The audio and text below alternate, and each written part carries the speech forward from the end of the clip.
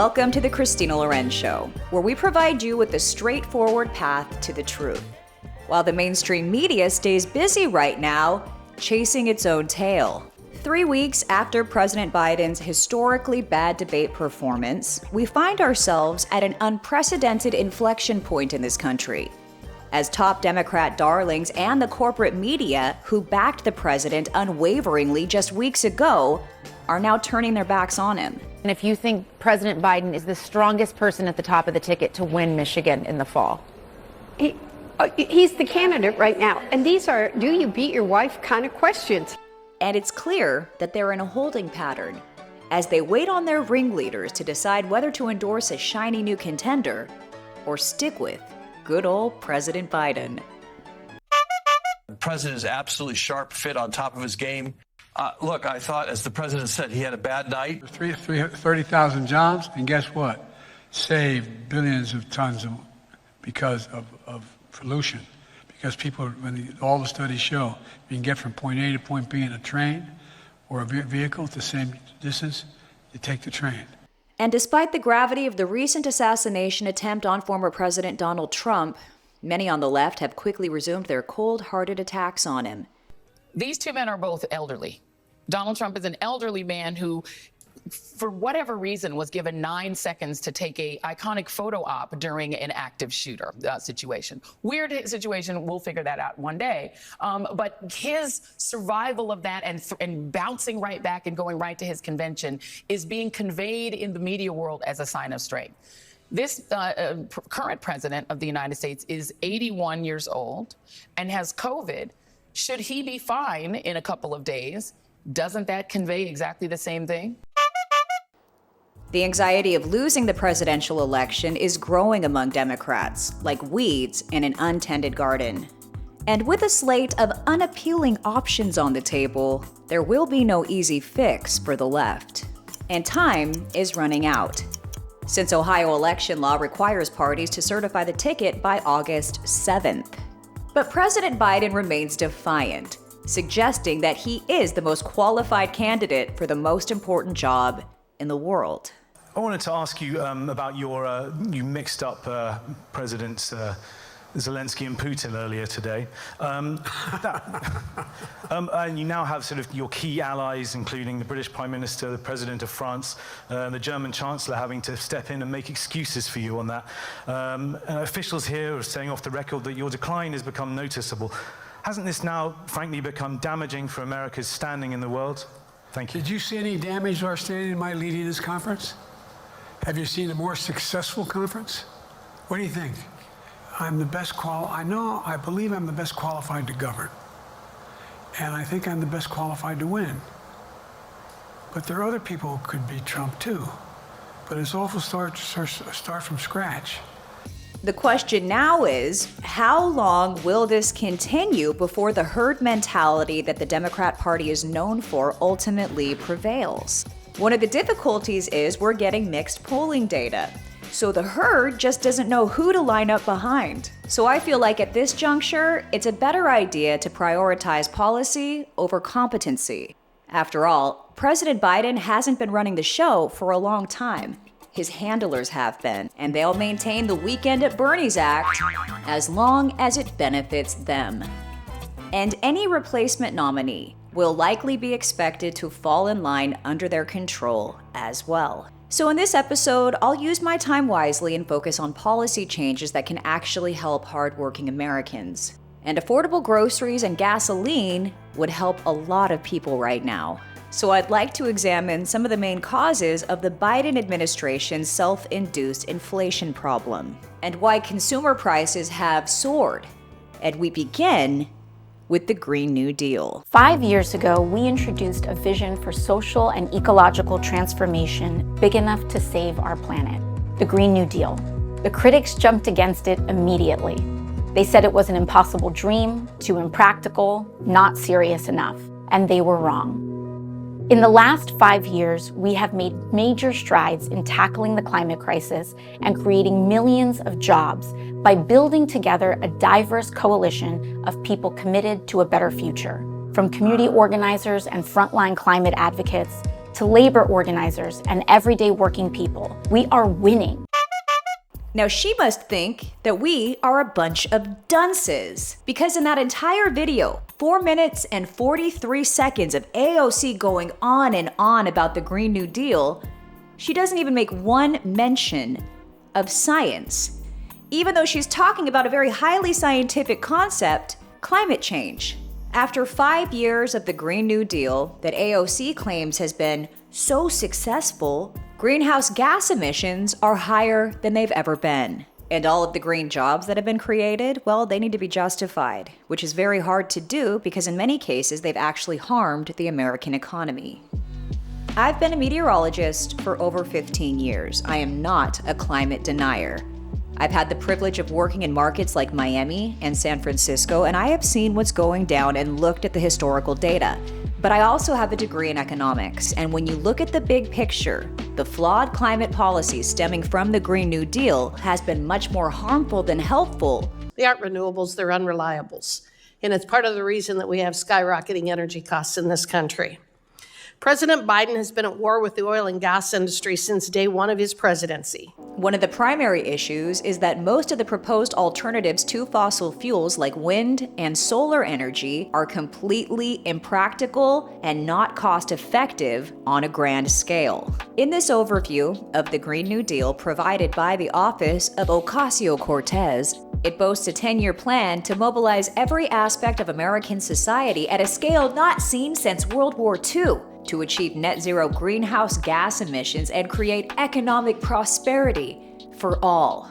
And AOC's unbelievable objective to totally overhaul transportation by massively expanding electric vehicle manufacturing, build charging stations everywhere, build out high-speed rail at a scale where air travel stops becoming necessary, create affordable public transit available to all, with the goal to replace every combustion engine vehicle.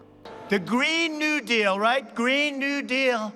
I encourage it. I think it's really something that they should promote. They should work hard on. It's something our country needs desperately. They have to go out and get it. But I'll take the other side of that argument only because I'm mandated to. But they should stay with that argument. Never change. Never change. No planes.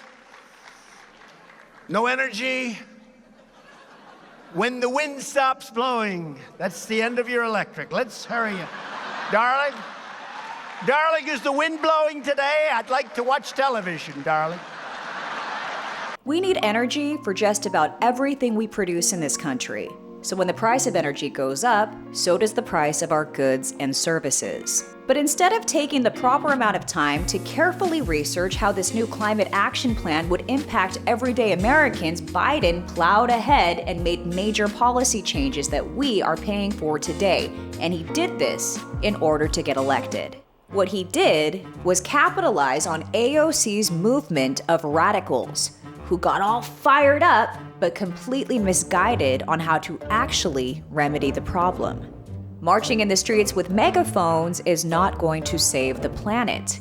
We need to seek economically feasible solutions to combat climate change, and we will cover quite a few of them in this episode. But I'd like to drive home that this extremist movement has only caused unnecessary division in our country, as Democrats have leveraged a noble cause for political posturing to cling to power, to the detriment of Americans.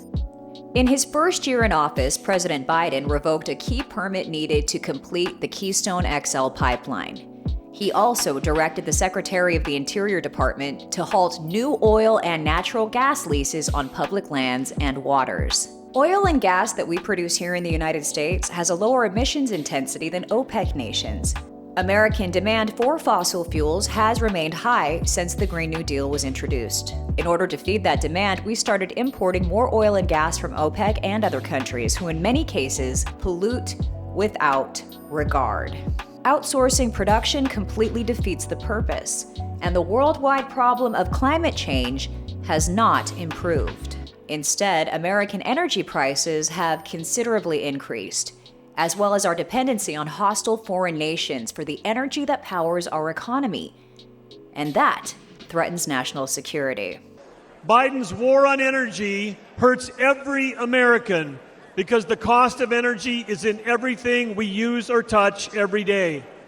Biden's red tape has raised the price of the gas in your car, the cost of food on your table, the clothes on your back, and it's even raised your rent.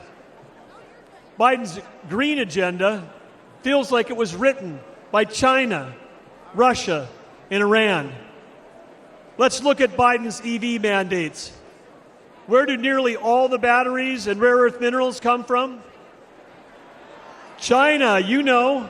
If AOC and the Biden administration genuinely aimed to reduce emissions and help all Americans get by financially, they would prioritize producing energy here at home and then exporting it to our allies. This would generate revenue that could help us reach an actual solution and invest in research that could lead us to feasible, cleaner methods. But instead, they've used climate change as a political tool to garner the vote of younger Americans. Although it seemed like a good idea at the time, the widespread adoption of electric vehicles has also proven to be a highly ineffective measure in combating climate change. And yet another area where the government is squandering your tax dollars.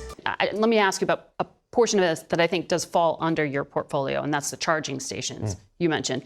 The Federal Highway Administration says only 7 or 8 charging stations have been produced with a $7.5 billion investment that taxpayers made back in 2021. Why isn't that happening more quickly? So the president's goal is to have 500,000 chargers up by the end of this decade. Now, in order to do a charger, it's more than just plunking a small device into the ground. There's utility work, and this is also really a new category of federal investment. But we've been working with each of the 50 states. Every one of them is getting formula dollars to do this work, engaging them in the first handful. Again, by 2030, 500,000 chargers. On the EVs themselves, now we're seeing that there seems to be a turning around of attitude on that. Like Ford Motor Company, they lost $4.5 billion on them. They're down.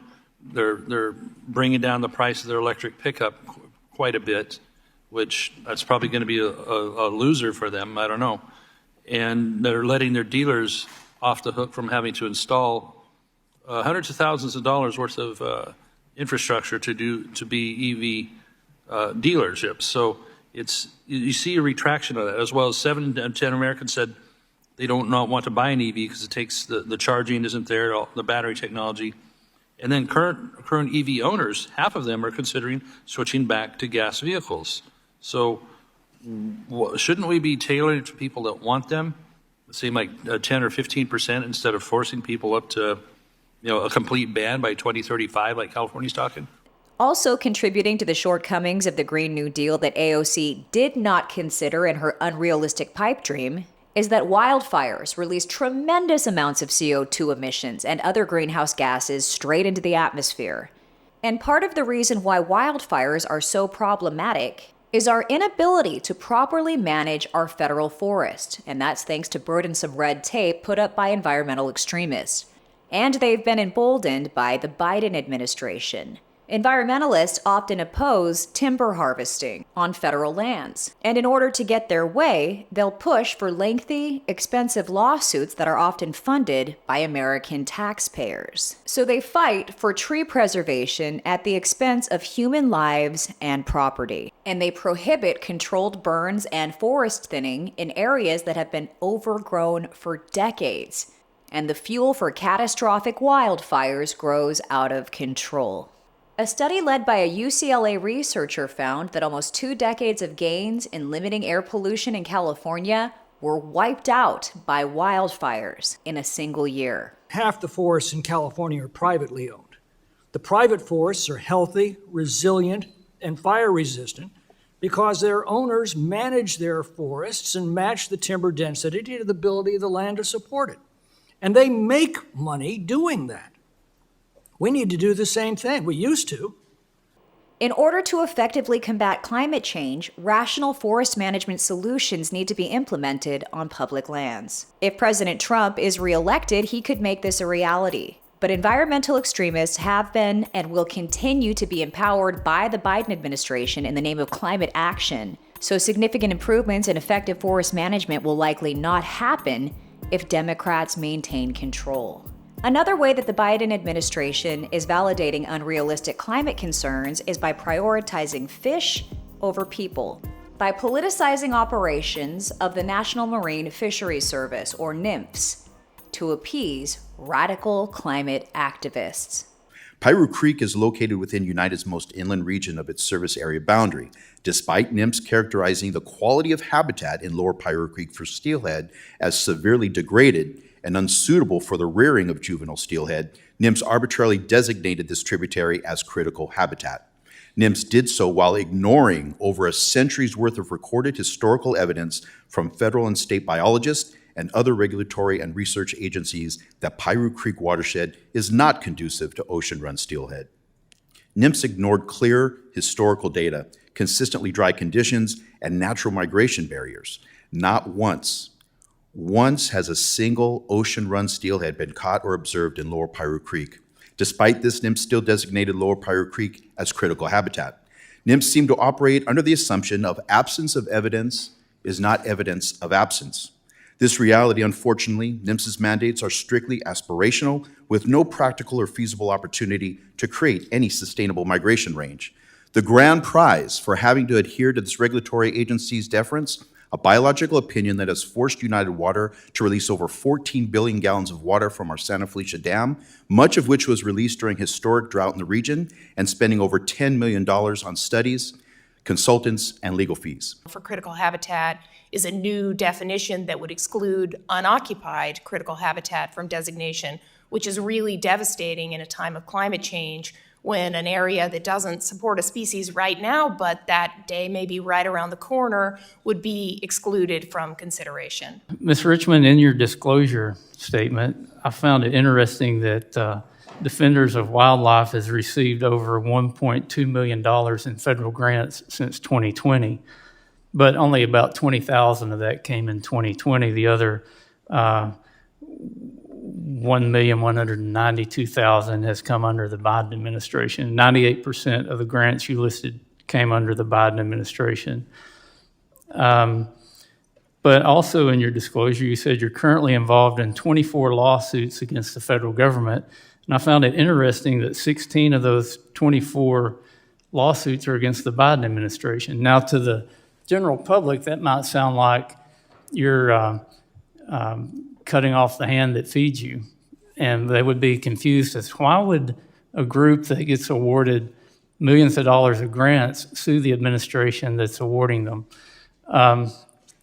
Sir, those issues are separate. We receive grants that we use for coexistence projects with private landowners. Do you know how much money you've received through Equal Access to Justice funds? I don't know, but I can tell you that of those 24 lawsuits, a good number of them are either brought by other groups that are representing us, or in some cases, they're lawsuits where we're defensive interveners. Are you familiar with the term sue and settle? I've heard the term. But y'all probably don't practice that, where you work with the a friendly administration so you can sue them and settle and get the law changed through lawsuits. You wouldn't probably never do that, would you? Every time you bring a lawsuit, you consider whether there's a settlement that would resolve the matter out of court and conserve court resources.